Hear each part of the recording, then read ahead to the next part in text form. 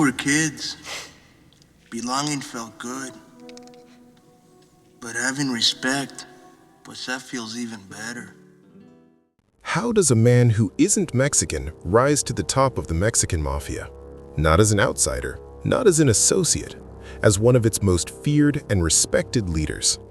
American Me showed you a character named JD, a background player, a man in someone else's story. The real man wasn't a background player. His name was Joe Pegleg Morgan, and the movie didn't come close to telling you who he actually was.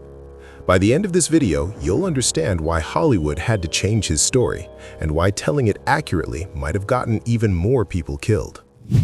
If you've seen American Me, you remember JD. William Forsythe plays him as Santana's loyal right hand, the white guy in the crew who limps, backs the play, and offers tactical advice in a handful of scenes. That's about it.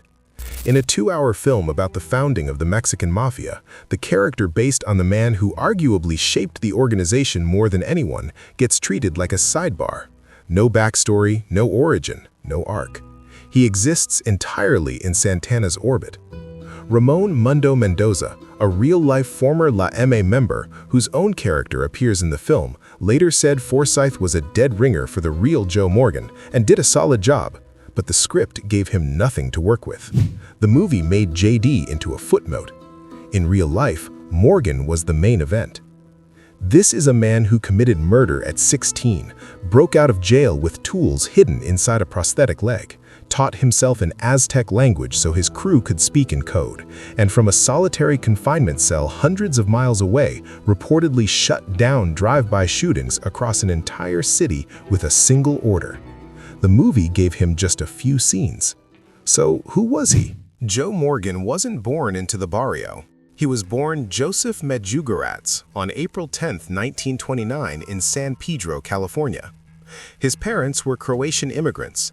Around that time, U.S. immigration policy had tightened with strict quotas and anti-Slavic sentiment, making life difficult for Balkan immigrants. His father anglicized the family name to Morgan as part of that pressure to blend in and survive. After his parents split, Morgan's mother moved him into the Mafia projects in East Los Angeles, later into the Boyle Heights neighborhood, the heart of the city's Mexican-American community.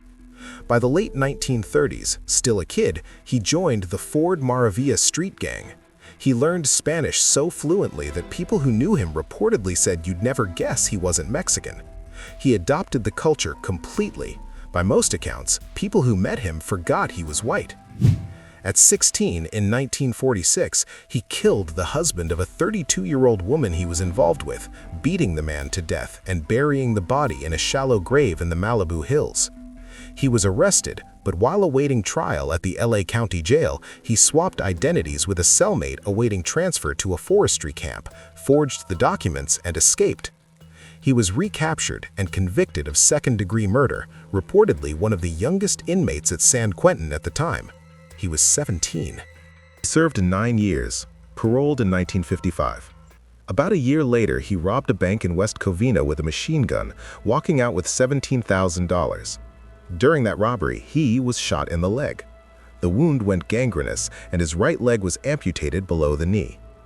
Guards and cops thereafter nicknamed him Pegleg, a moniker that nobody dared say to his face. He was apprehended and returned to prison. Then came the escape that made him a legend. In February 1961, at the Los Angeles County Jail, Morgan led 11 inmates through a pipe shaft using hacksaw blades and lockpicks hidden inside his prosthetic leg. It was the largest jailbreak in LA County history and hit the front page of the Los Angeles Times. He was caught a week later while buying groceries. Murder at 16, multiple escapes, a machine gun bank robbery, a prosthetic leg stuffed with contraband tools, and he hadn't even joined the Mexican Mafia yet. La M was founded in 1957 by young Chicano gang members at the Dual Vocational Institution. Morgan ran with its members for years before being formally inducted. The exact date is debated, with some accounts placing it after 1967 or around 1968, and others tying it to the death of Rodolfo Cheyenne Cadena in 1972. What's not debated is that Morgan became Cadena's mentor, and together they transformed La M from a loose prison crew into a structured criminal enterprise. Morgan brought the strategic mind. He studied Aztec history and taught himself Nahuatl so members could communicate in code. He forged alliances with the Aryan Brotherhood and reportedly built ties to the Italian Mafia through mobster Michael Rizzatello, connections that fed into La M's heroin distribution network across Southern California. In 1971, he reportedly carried out the first prison gang street execution in Los Angeles history.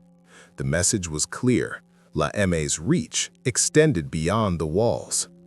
When Cadena was murdered by the rival Nuestra Familia in December 1972, stabbed over 50 times at Chino prison, Morgan's position as La M's godfather was locked in. The son of Croatian immigrants was now running one of the most feared criminal organizations in America. Despite his prosthetic leg, he was a champion on the prison handball courts. He was polite to guards, carried himself like a gentleman, but by multiple accounts, he was personally responsible for at least a dozen killings, with many more ordered. So what did Olmos keep? The artificial leg, the fact that JD isn't Mexican, a vague presence as Santana's associate. What did the movie cut? Everything that made Morgan extraordinary.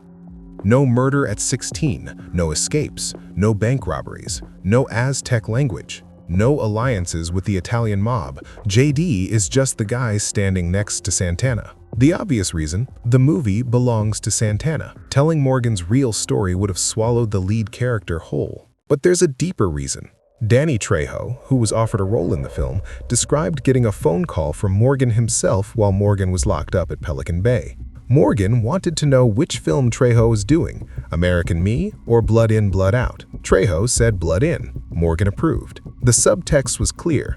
The man running La M from solitary confinement was tracking what was being made in Hollywood, and he had not given his blessing to American Me. Olmos reportedly told people he had Morgan's approval. According to Trejo and others, that was not true. When Olmos tried to visit Morgan in prison, Morgan refused to see him. Some sources claim Morgan later sued Olmos and Universal Studios, though the details of such a lawsuit are not fully documented. Giving JD a bigger, more accurate role would have drawn even more of Morgan's attention. In 1992, that was not attention anyone wanted.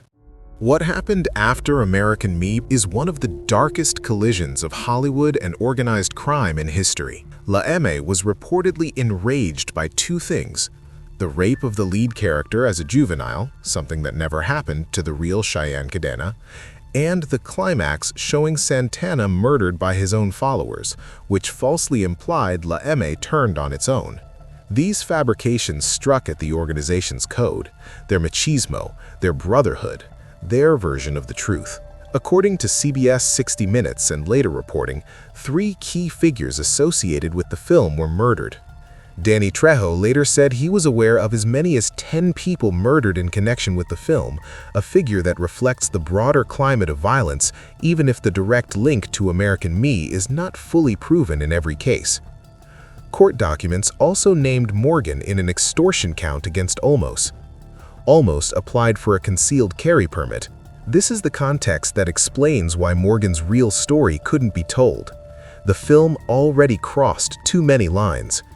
Imagine if they'd also given a detailed portrait of the living godfather of La M, a man who, from a solitary cell, could still reach anyone on the outside.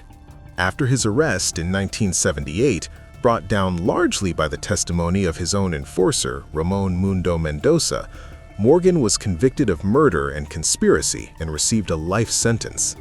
In 1989, he was among the first inmates sent to the security housing unit at Pelican Bay, locked down 23 hours a day.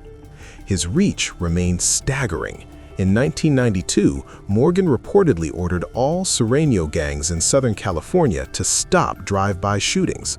Law enforcement accounts say drive-bys in East Los Angeles effectively disappeared or dropped dramatically between April and September that year. One man in solitary confinement hundreds of miles away, shutting down the streets with a word. In late 1993, Morgan was diagnosed with inoperable liver cancer. He was transferred to Corcoran State Prison's hospital. His wife requested compassionate release. It didn't come in time. On November 9, 1993, he died in his sleep at 64. The movie told you JD was a character in Santana's story. The truth is, Santana's story might never have existed without Joe Morgan. The man who wasn't Mexican became La M's most powerful leader. The man who lost his leg used the prosthetic to break out of jail. The man in solitary confinement could stop the gunfire across an entire city with a single order. American Me didn't just reduce his role, it buried it, because the real story of JD was bigger, stranger, and more dangerous than anything Hollywood could safely put on screen.